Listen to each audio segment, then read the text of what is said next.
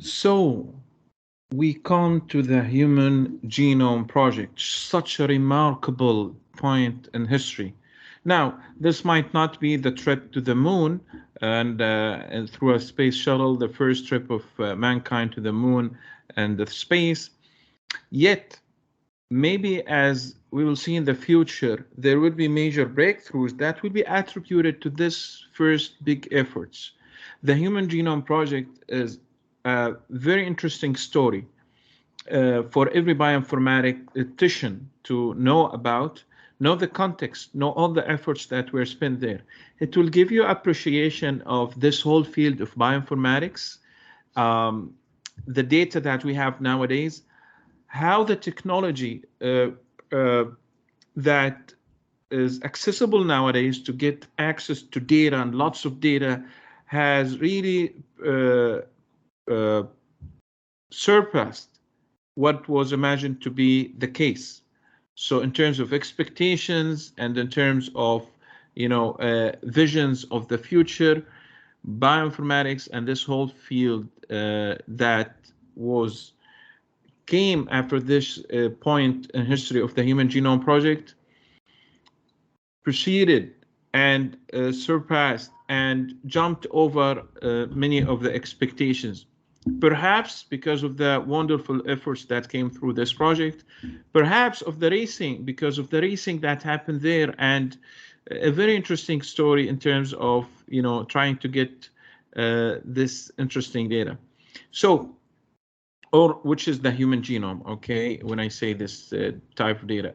It is something cool, really cool to learn about.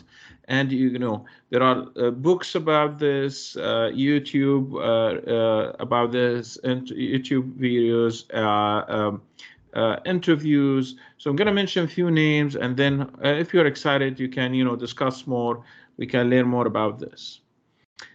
So these set of slides comes through the genome.gov website, and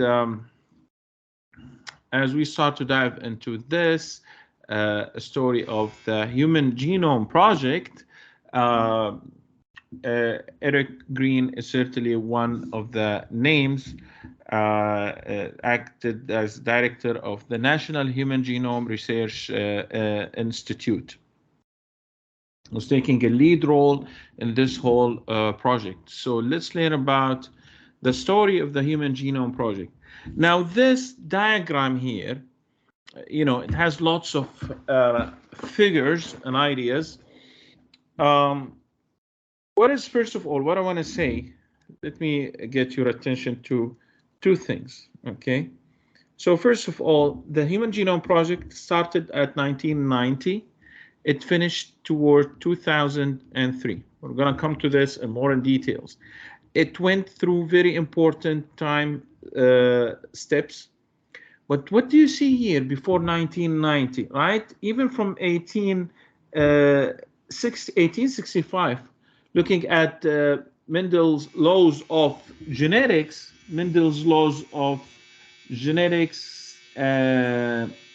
oops. I'm sorry, guys, just give me a second.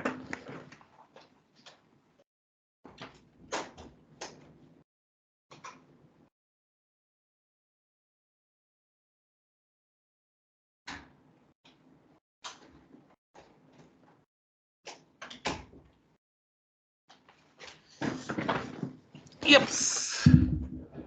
Yeah. A very annoying, disturbing dryer next to me. Cool.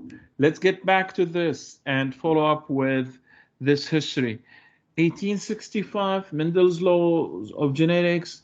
Somebody think about genetics and phenotypes right from there. We looked into the history before. Frederick Miescher, the first guy to look into the DNA, until we got into James Watson and Francis Crick, 1953, Nobel Prizes.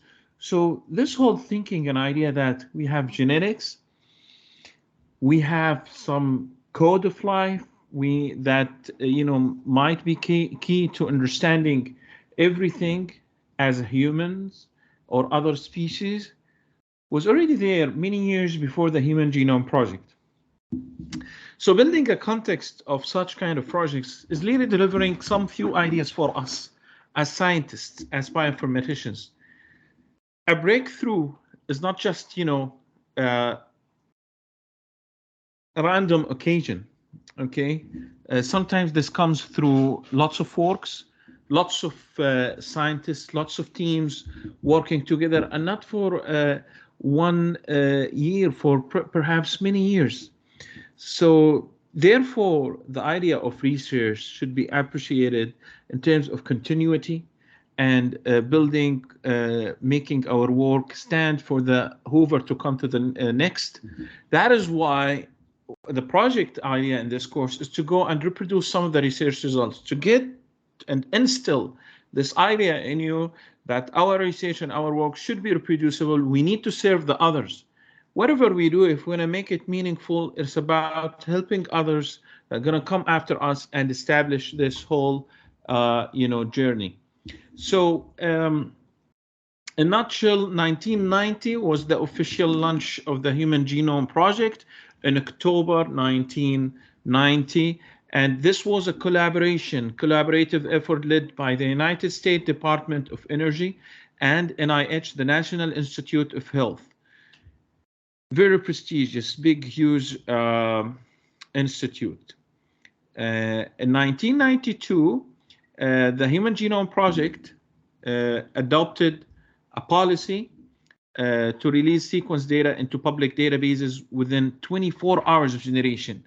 Something we're going to learn about today. Wow, so about data sharing, that early this was exposed and promoted.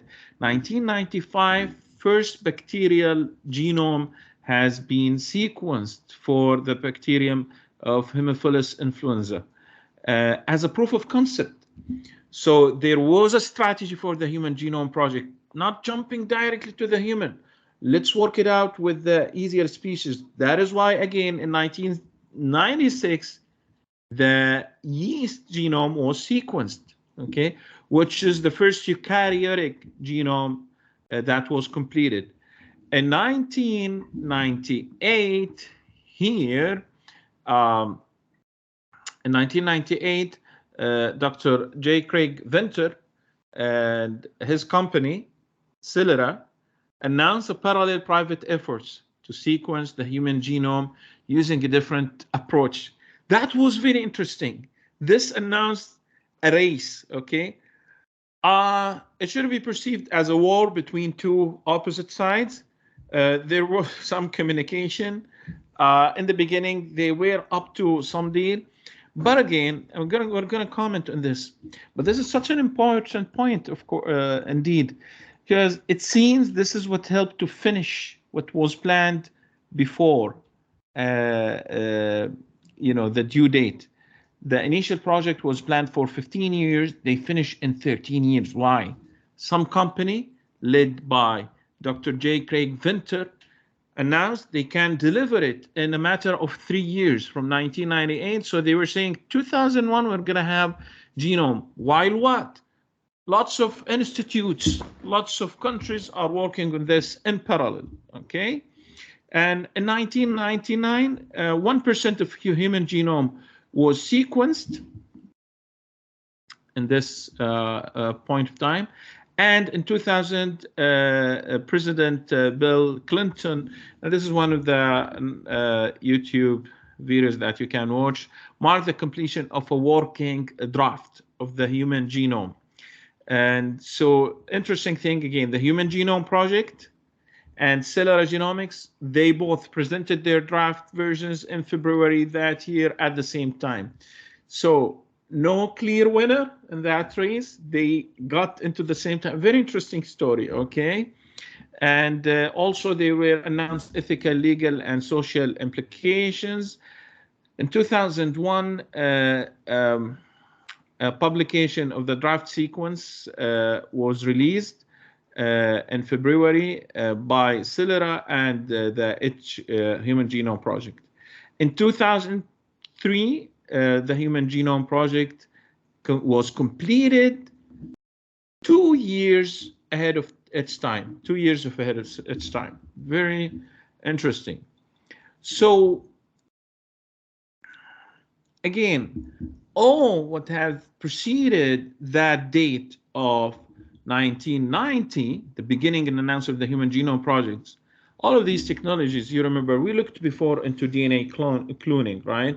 So trying to get more copies of a specific sequence of DNA through hosting it on a vector of host species through the plasmid, which is kind of a circular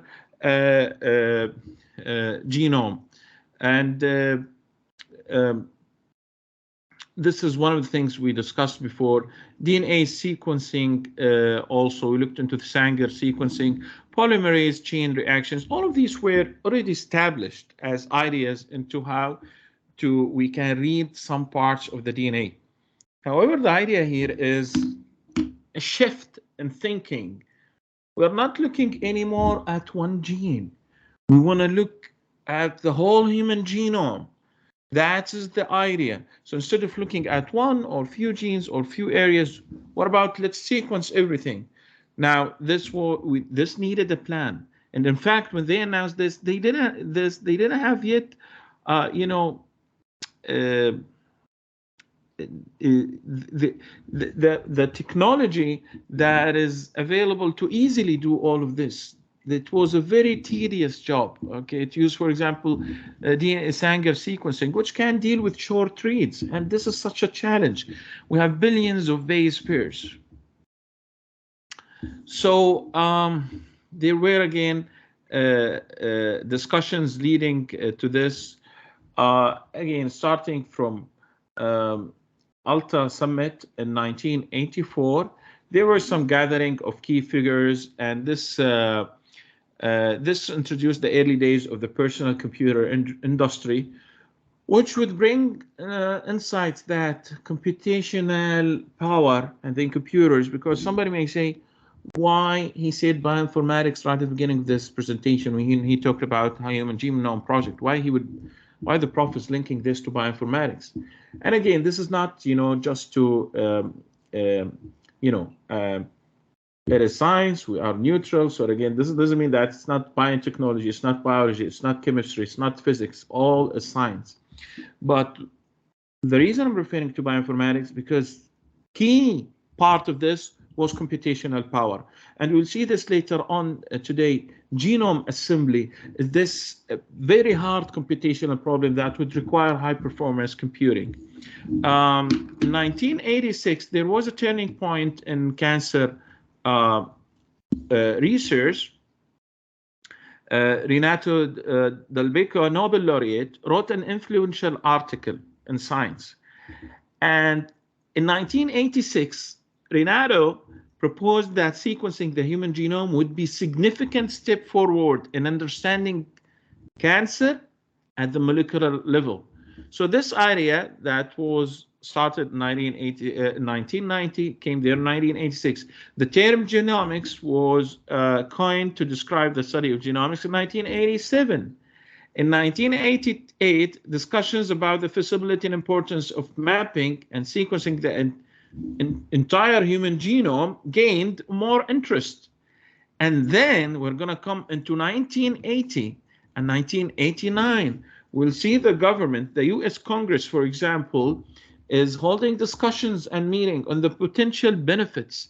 And in 1989, there was a subcommittee on science, research, and technology, had a hearing on the Human Genome Initiative. All of that helped to address concerns about scientific, ethical, and social implications of the Human Genome Project, eventually putting directions and releasing,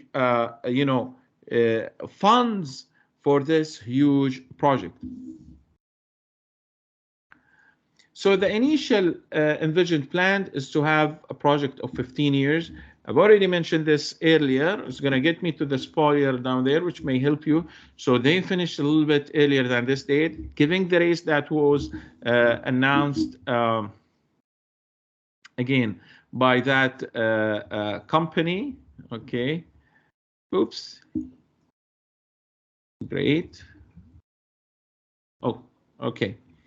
So in the beginning, they had this initial thought that it's going to be 15 years, but then, as I said, Celera announced that we can get it done, and so this was finished earlier. Gain experience with some models, so don't jump to the Human Genome Project directly. Look into other species. Try to organize the DNA first and then sequence. That is read, which is it's the philosophy of how they are going to sequence the DNA. And this is one of the differences between the Human Genome Project and Celery. Celery did not have this same philosophy. Celery said, let's jump into reading the DNA. Human Genome Project said, let's organize this first, okay? Wait to sequence. Okay, sorry. Wait to sequence the human genome until some new DNA sequencing becomes available, because Sanger DNA sequencing has some limitations, okay? So they were hoping some new technology would be accessible, and the idea is to say the first sequence of the human genome, that is the accomplishment of the Human Genome Project. So there was a goal, there was a target to achieve all of this. Now, is that, what do you think? Is that an overestimate, maintained, mostly maintained, abandoned, or absolutely true? Let's look into this, okay?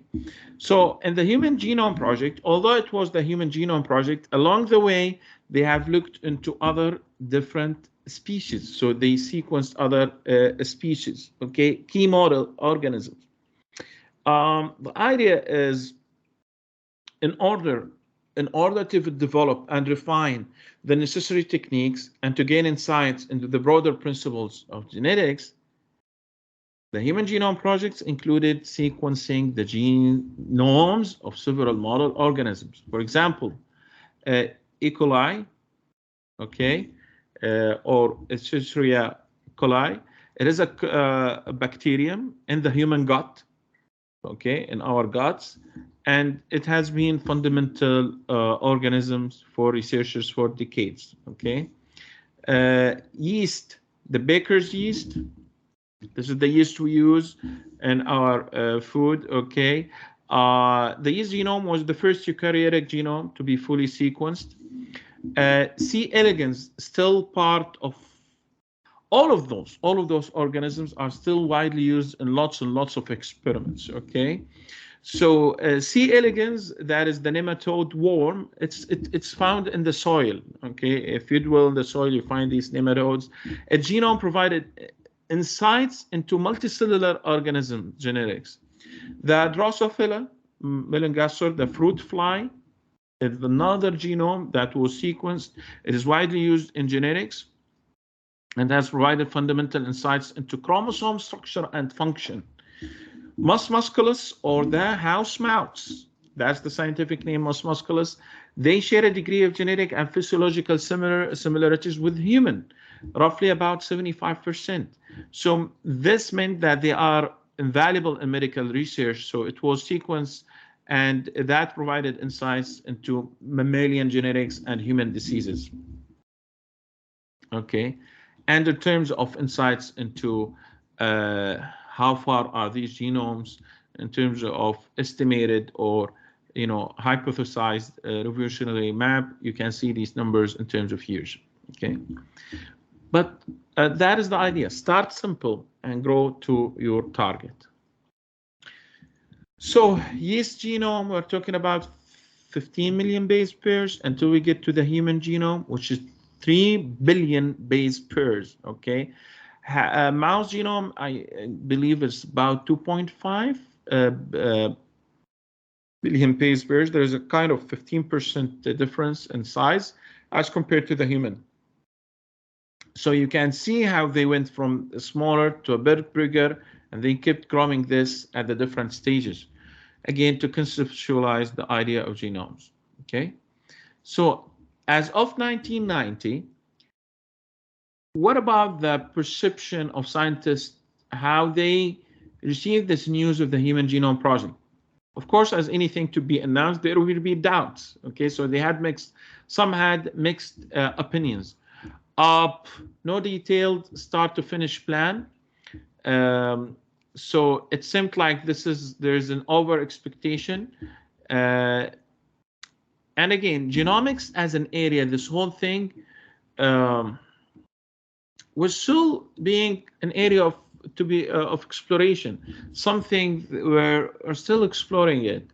Early days, again, that's the early days of internet, and toward 1999, you have this journey of you know e-commerce boom and so on and so forth. So 1990 is early days of late communication in terms of internet and other technologies. It's the time of, some of you may remember,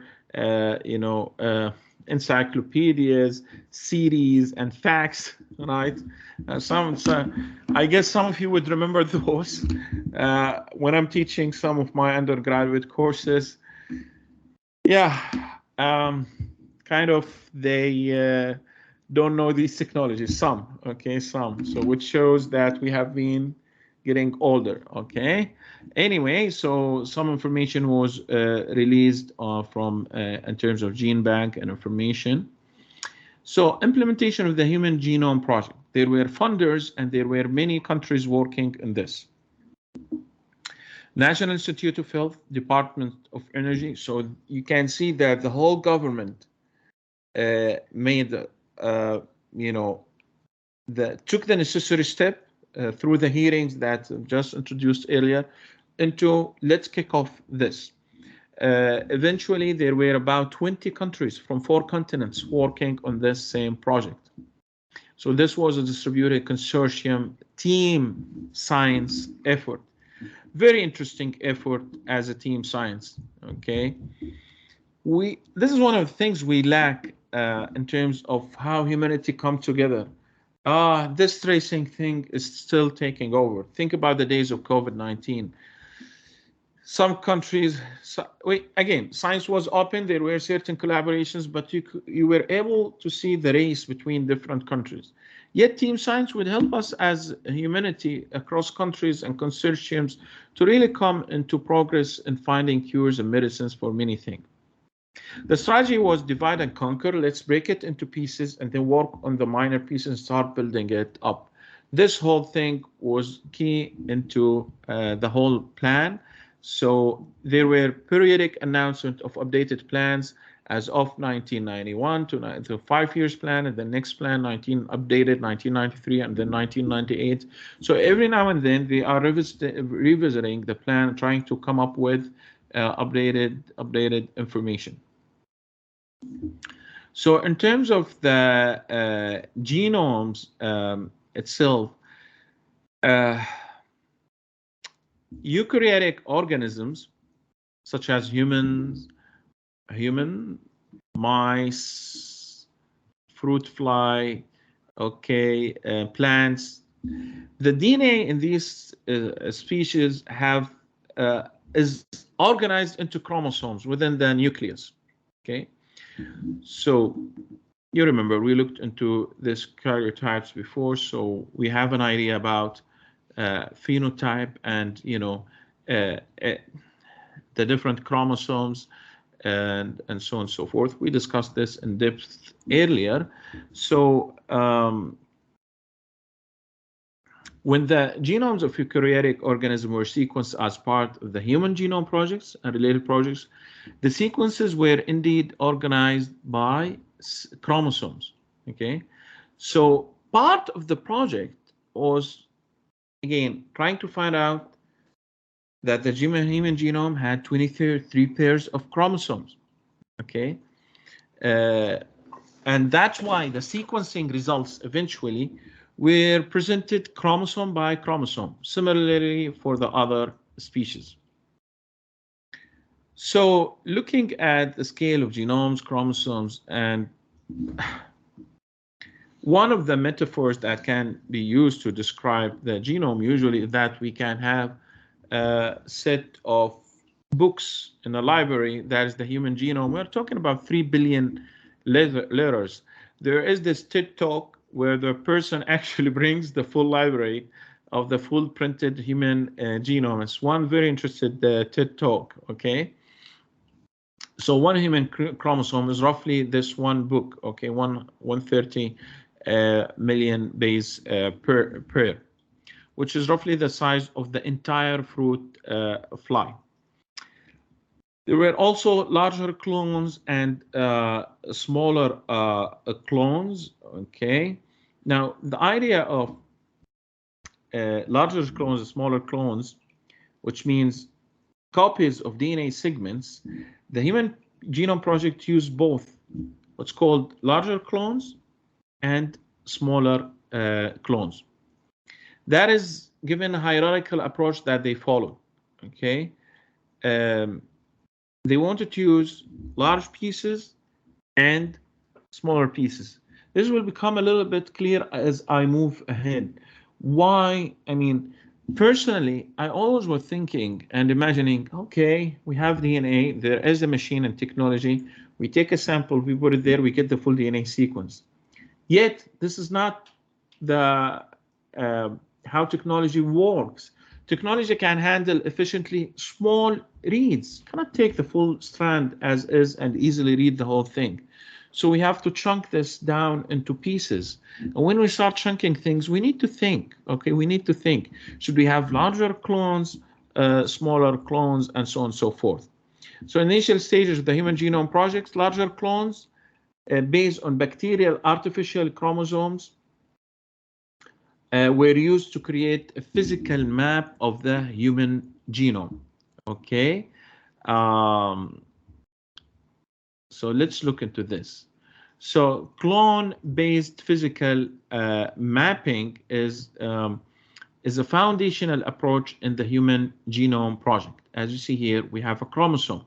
So to create a detailed map of the human genome before actually sequencing it, okay? So this is the idea of clone-based physical mapping. It's about providing a structured framework of the genome. In other words, allowing researchers to systematically sequence large regions of DNA. Systematically sequence large regions of DNA, okay? So in this context of the Human Genome Project, we're looking into pieces of DNA derived from the human genome that are inserted into a vector, and again, the plasmid or the circular DNA, because we need to replicate that. The idea is we will be working with this DNA strand, but not as is. Actually, we're gonna replicate areas, okay? Replicate areas, similar areas, okay? And then we chop. So we don't chop the original one and then we go and read it. This was the celery approach.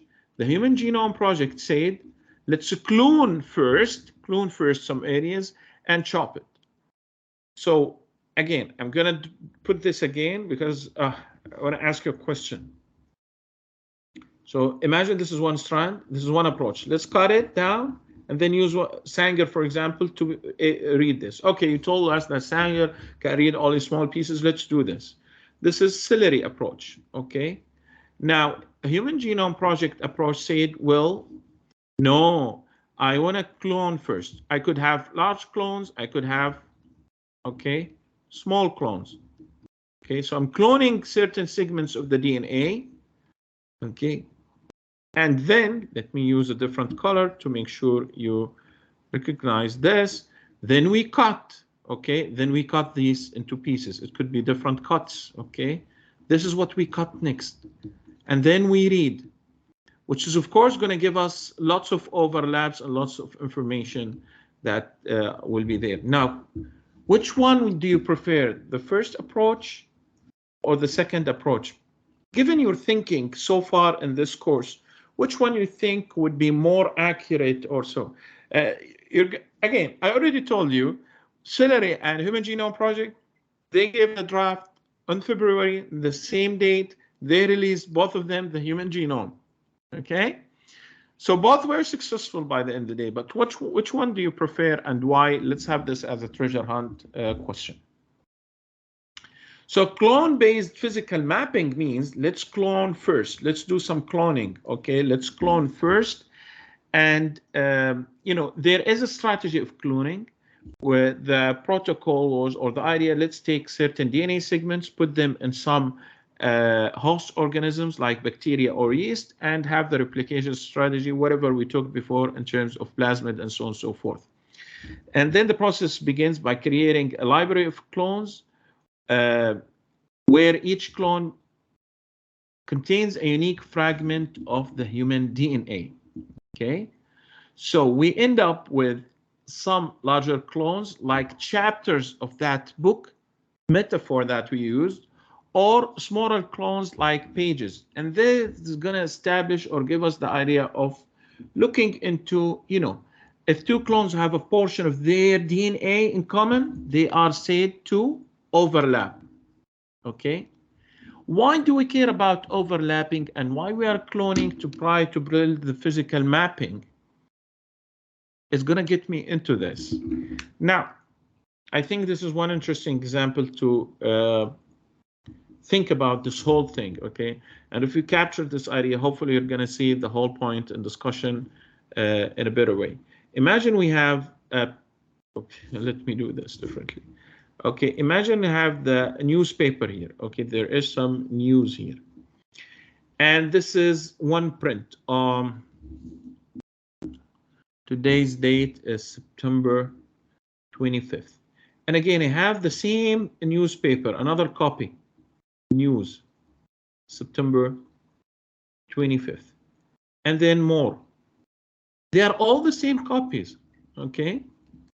Now, let's say that we're going to put some dynamite here and boom. Now imagine this boom. What's going to do is not going to burn everything, okay? It's going to keep some pieces, okay? This is going to end up with the following. We will have some pieces, okay? Some pieces like NE, EW, okay?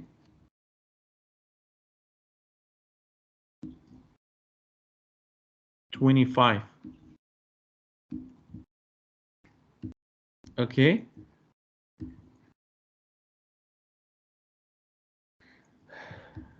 And you keep going. You have lots of news and information. They are all, remember, they are all exactly the same copy. That is what's cloning. Another term that is used, and you may say the prof is using a dynamite and boom. Actually, that term that we will see next is called shotgun in biology. It is the term used, which is, you get a shotgun, it scatters everything around. The idea that I want you to understand is that if we have many copies, now we have this set of newspapers, they are not different days. They're exactly from the same newspaper, okay, and they are exactly the same copies, but I have many of them. Imagine I'm selling those, some accident happens, now everything scatters. I want to solve the puzzle. How are you going to solve the puzzle? I think it would make sense, right? Wouldn't it make sense if you are going to personally solve this puzzle? Tell me, how are you going to do it? Aren't you going to say, oh, WS here is WS, okay, okay, and what else? Okay, so there is okay, there's EWS here. So this could mean that if I have NEW, I put them together, so this may come N here, EWS. So this is news. I start matching. This is the game. This is going to be the game. Let's have many copies, clones, and then scatter everything, because this is the limitation of the technology we have. And let's play this game of assembly, okay? Assembling everything, okay, which is a heavy computational problem. We're not going to dive into it here. A very interesting thing to discuss if you're interested with where graphs are being used and lots of interesting theories. Anyway, we're back here with the clones. We end up to have clone context. And a context here, once we establish the overlap between our newspaper pieces, we can establish context for what is called or meant to be contiguous. So we can establish overlapping for what is meant to be contiguous. So in terms of sequence-ready clone context, is a set of overlapping DNA clones that span a particular region of a chromosome, okay, or the entire genome.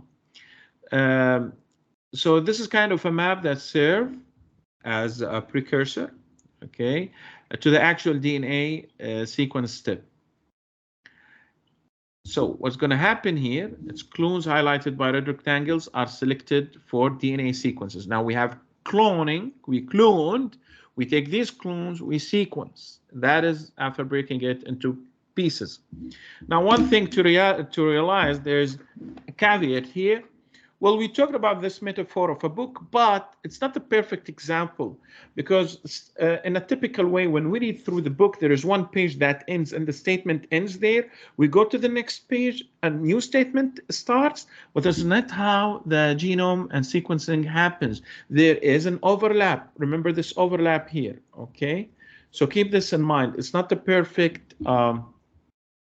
idea. This brings me to the shotgun sequencing. Here is this strategy of sequencing. Take the genomic DNA, get fragments, okay, and then get the DNA sequence reads through the machine, and then we read the sequences here and we start the assembly, okay? And remember, the fragmented DNA is assumed to be also already cloned in this strategy, but shotgun sequencing means scatter the DNA and then read these pieces. Is going to be easier for us. So for starting and applying this, we have to clone the DNA, prepare multiple copies, randomly fragments. The way I would say this, there is a DNA part of the DNA. We're going to clone it into several copies. Why? Because this is the newspaper example. Wouldn't this be easier to solve? Looking at the newspaper example, guys. Like, again, if this is a puzzle, how come I'm going to be able to overlap things once they are scattered or shattered, okay, whether by it's a dynamite or a shotgun? How I'm going to solve this puzzle if there is no certain overlapping of repetitions, okay?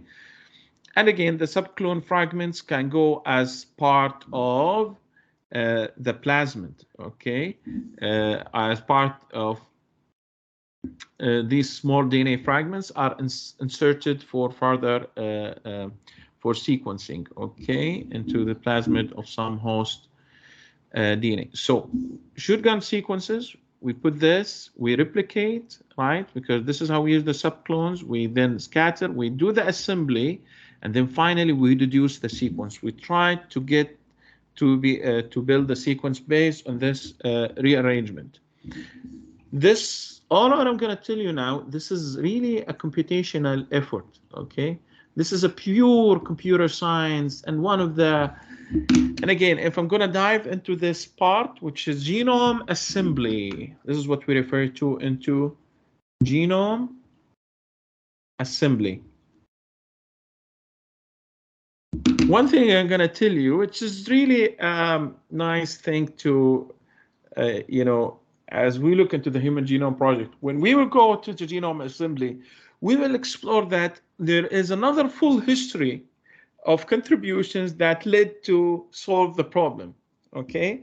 That led to solve the problem through constructing what's called De Bruijn graphs and try to match these reads and find the path that links all of those and so on and so forth. Then we have the final sequence.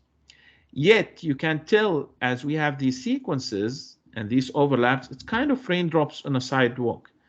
Not every area, like some areas are not filled with raindrops, right? So we don't feel some areas are covered that much, which is going to bring us to the idea of coverage, okay? That is what we refer to as coverage, okay? The accuracy of the sequence depends on reading every DNA base multiple times. We're scattering that newspaper. We need many, many copies, usually 30 to 50 times. That's what we call coverage. So it is typical to ask for this area, how much should I expect of repetitions? And so it's typical to ask when somebody's telling you we have used some sequencing to say, okay, what is the coverage for that sequencing? And this is how different technologies compete. Yet, let's go back, and this is a similar thing. It's a poet, okay, close to the example of the newspaper. Now read it. It was the best of times. It was the worst of times. It was the age of wisdom, and so on and so forth. Imagine this was scattered, and we're going to build this again. How we're going to read it? We're going to probably read it differently. It was the best of times. Best of times, it was of times. And this is not meaningful. It's not the poet. So if we start solving the puzzle based on these pieces, we may end up with fully different output. What is the point of this? Is to tell you again, there is still a challenge. There was a strategy in the Human Genome Project. This shotgun strategy, this whole idea of breaking it down, divide and conquer, go with larger clones, smaller clones. Yet there is a challenge, right? So there are branches and loops that could give us alternative assemblies and outputs. So the actual genome is even more repetitive and complex than this novel, okay? Therefore, sophisticated tools are required. This gives you an example here. You can see the consensus of, as you look into the different assemblies here. So this is a computational tool, and you see most of the big first one are A, so we're going to vote for A, and this is how it goes, which means there is some accuracy. So we have to tell what is the accuracy of that genome. So there were a set of eukaryotic genomes that were released. We talked about this, the fruit fly, C. elegans genome along the project. The human genome also, as they are exploring the human genome, okay? Earlier, this is not known in terms of organization. So some teams were responsible for different chromosomes. For example, chromosome 7, we know it is one of the 23 pairs in the human chromosomes. And it is interesting for genetic research. It has been associated with various diseases. Roughly, it has, I think by different reports, 800 to 900 genes that may link into, specific information. So it contains about 8 to 900 genes, about could be 1,000 genes, and this is chromosome 7 itself represent about, sorry guys, 5.5% of the whole genome. So this chromosome itself represent 5.5% of the human genome. Okay, and it is associated with diseases like cystic fibrosis. Okay. So for chromosome 7, the responsibility was primarily taken by the Washington University School of Medicine in St. Louis, Missouri, Dr. Richard Wilson, the director of the genomic sequences there. And this was completed and published in early 2000. Okay, so many teams from different countries, they were working on this. The human genome is having 3 billion base pairs now. As diploid genome, we're talking about 6 billion base pairs, but we only need to sequence 3 billion base pairs. More accurate, 3.2 billion base pairs, okay? So the file of the human genome would be roughly 3.2 gigabytes. Sanger DNA sequencing can work on 500 to 800 base pairs. Can you imagine, Perry? Can you imagine why in the beginning they announced this project and there were doubts? Like billions of letters, and all what we can work with is hundreds of base pairs. It's certainly going to take years, but they had the efforts there. And coverage was important.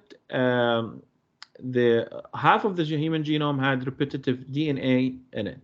Okay, so initial human genome plan was looking into having clones, cut it down, and then do an assembly, and then try to scale up the process. They use computational power. This required, oh, sorry, I mentioned earlier 20 countries. My mistake. Okay, they were 20 centers. I'm sorry for that. Okay, they were not 20 countries. They were 20 centers, 6 countries from 4 continents, thousands of researchers. Okay, so this is roughly like trying to sequence 1,000 bases per second for 24-hour days is gonna, and 7 days a week is gonna take 6 years. Okay, then they use brute force and massive computational power. Like without, that's why we refer to Alta meeting. Computers were key there. Okay, played a key role in trying to assemble the genome. Okay, so whose sequence or genome was sequenced by Human Genome Project? So interestingly, this represents generally 11 donors. 93% of the Human Genome Project came from 11 donors and 70% from one donor. Okay, you know, it's interesting humor here. Like this is normal person, but what is normal? Could be subjective. Promoted principles for data sharing. Promoted, there were some interesting meetings in 1996 and 1997. The main tenets of the promoted principles are, I'm gonna read this first thing. It's very interesting. Rapid data release. They agreed that data should be released to the public within 24 hours of generation. Give public access, no IP restrictions. This really helped, okay, in advancing the research and give this groundbreaking ideas and thoughts of large-scale genomics projects. That is the, really, this is research. This is the spirit, right? And this influenced subsequent data sharing policies. Such an interesting meetings with very nice principles. 2 names that we're going to go back to, J. Craig Venter, the guy behind the Celery, and Francis Collin. So this is the guy leading Human Genome Project, and this is the guy leading the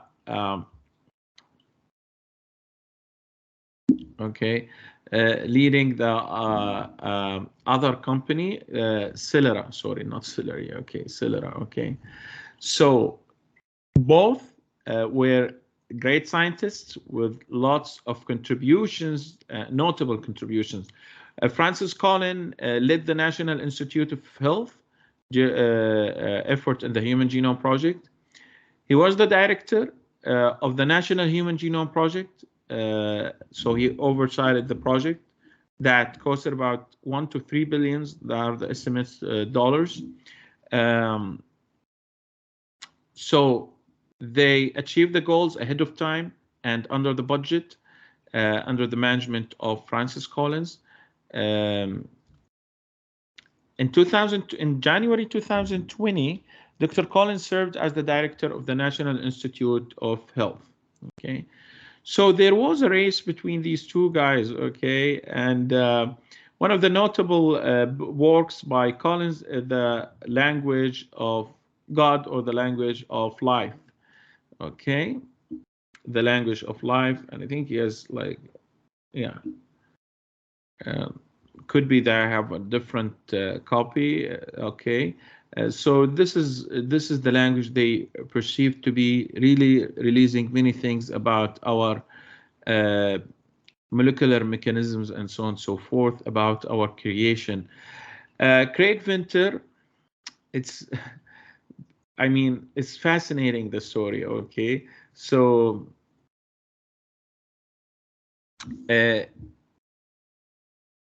so Craig came with led the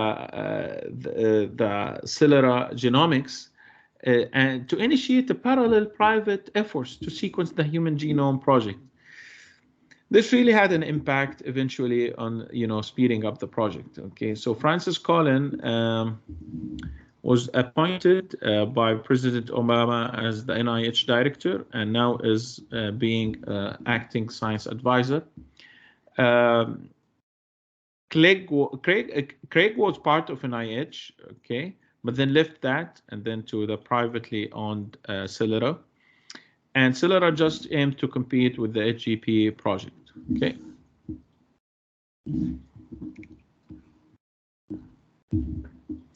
So he had interesting contributions like the expert sequence tags as shortcuts for studying genes. Here's what I want to show you here. So initial human genome plan, taken to clones, copies, scatter those, treat them. This was the plan by Celera. Celera worked on a different plan and achieved the goal actually, okay? Said, let's just cut the genome itself and try to read this into pieces and then do the assembly. So in other words, they did not have this cloning idea, okay? So this was announced then in 2000 by Bill Clinton, President Bill Clinton, and there was a press coverage for that race. The race is over. Interestingly, that was on the same date. Nobody won clearly that race. Of course, there are insights. Now, Human Genome Project was released and published in Nature. Celera Celera paper was released in Science. So they both had the human genome copies. They were there, which was interesting for further comparisons and analysis. Celera couldn't fully assemble the human genome sequence. It relied on the publicly available data, which is coming always from the Human Genome Project. So they took advantage of that. And Celera wanted to sell subscription and make this private and make money, but that failed because the Human Genome Project announced this is all going to be public, okay? So initial Human Genome Project plan compared to Celera plan, what would have been a typical one is actually go and have clones and copies, and then at this stage combine this overlapping that we're going to do with these also short reads here. This is going to be complementary to each other and going to really provide a better idea into how to assemble the genome. So in 2003, April 25th, that is the key date, the Human Genome Project was completed. That marked the 50th anniversary of discovering the DNA double helical structure. So key features and ideas of the Human Genome Project. First, ahead of schedule, 13 years before. That generated high quality of sequence, more than 90% of human genome. The first human genome costed about roughly 1 billion to 3 billion. There was a big race, and again, there were doubts, but everything melted away. This was such a success. As I started in the beginning of this presentation, this maybe was not another trip to the space or with the first trip to the space, but this is going to mark important significance breakthroughs in the future that will be attributed back to this big and great efforts. Okay, so a Human Genome Project, one thing that you want to know, the first human genome sequence accounted for 90% of the human genome. Why?